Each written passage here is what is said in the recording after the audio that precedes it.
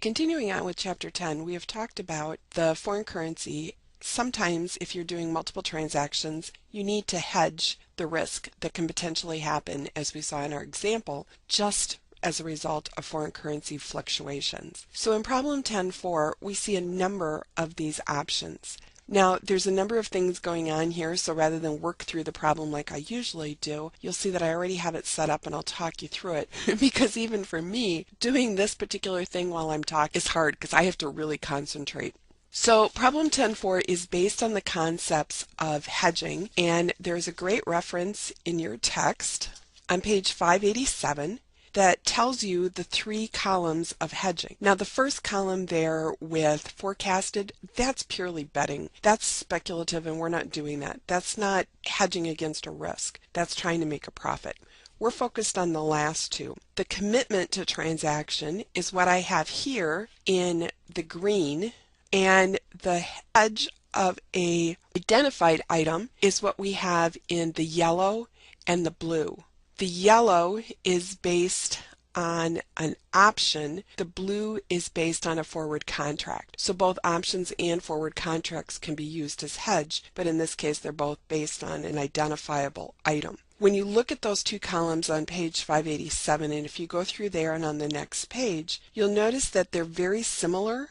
Key into the ones that are different. Item 2, 9, 10, and 11 are the ones that are different between the two methods. So hopefully that will help you keep track of this. And keep in mind too the big picture, that the idea here is that you're trying to minimize or eliminate risk based on the fluctuation in currency. So our first item was on June 1st, they bought equipment. So the equipment is going to be valued based on the Canadian dollars times the spot rate at the date of transaction, just like our two transaction method. The inventory, like we said before, can't be changed. That value is fixed, but the account payable can potentially change based on mark to market. Then at that same date, they also bought an investment in an option, and that is just the $1,000 that they spent, nothing else there. But it represents a hedge, as I've put off to the side, to offset potential changes in that account's payable. Then on June 1st, we also sold equipment. So you'll see the accounts receivable and sale here. Now they don't have a cost of sale here, which is a flaw in this problem, but obviously that's not the important issue here. The receivable is. So the receivable can potentially change with mark to market as well.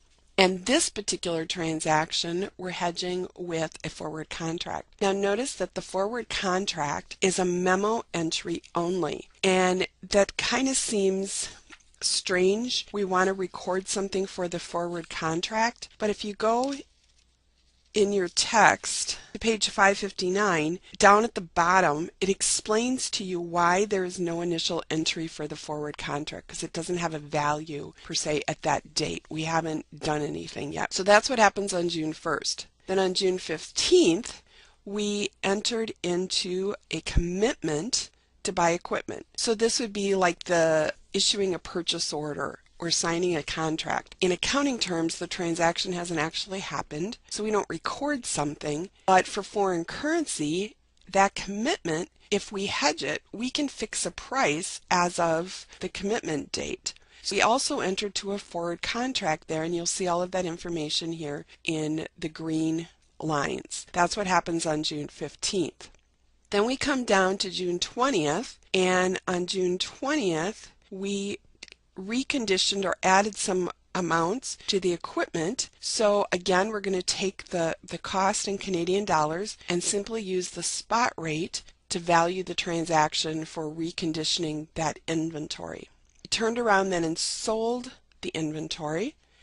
Again, you should be seeing now that transactions, other than if you have a committed transaction, transactions are going to be valued at the spot rate. So again, we take the sale amount in Canadian dollars of 310 times the spot rate to get our receivable and our sales amount. And then the cost of sales here is the combination of our prior two amounts for inventory. The amount we purchased it plus the reconditioned is how we get the total inventory and cost of sale. So that takes care of that one. And again, notice the accounts receivable is the one that is subject to potentially change. Now on June 30th then, we settle the one transaction, and we also do some adjustments to our hedging items. And you'll notice that I've put all the colors so that hopefully that will help you follow the different events here, because we've got different hedges and different transactions going on, and it can definitely get confusing just keeping those different ones straight. So on June 30th, we settled our receivable from the earlier sale, this one. So we're taking that receivable and we're settling it. So you see we take out the accounts receivable. The foreign currency that we actually collected that day is the Canadian dollars times the exchange rate. So the currency we're getting at that point in time is the transaction in dollars at the spot rate again. So based on just the two transaction method kind of issue, we'd have an exchange gain. Well, if you recall from up above here, we also had a forward contract hedging that. So we now close out that forward contract and just for a loss. So here they would have gained without the hedge, but the hedge said, okay, what if it goes the opposite way?